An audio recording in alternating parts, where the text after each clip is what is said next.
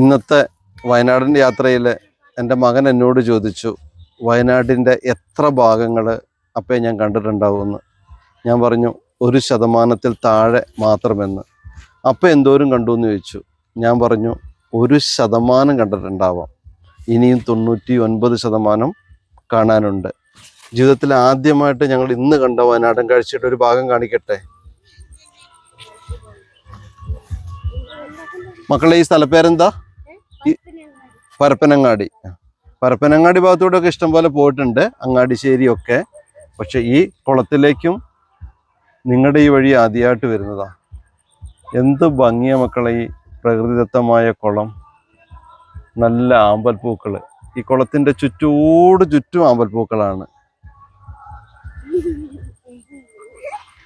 പിന്നെ ഒരു പ്രത്യേകതരം മഞ്ഞപ്പൂക്കളും. ഇവരൊക്കെ മലയ്ക്ക് മാലയിട്ടതുകൊണ്ട് ആരും ചൂണ്ടയിടുന്നില്ല എന്നാണ് പറയുന്നത്. അപ്പോൾ അതുകൊണ്ട് ഇഷ്ടംപോലെ മീനുകളുണ്ട് അല്ലേ. ഇനി ശബരിമലയ്ക്കൊക്കെ പോയി വന്നതിന് ശേഷം ചൂണ്ടയിട്ടാം, വലിയ മീനുകൾ കൊത്തും അല്ലേ.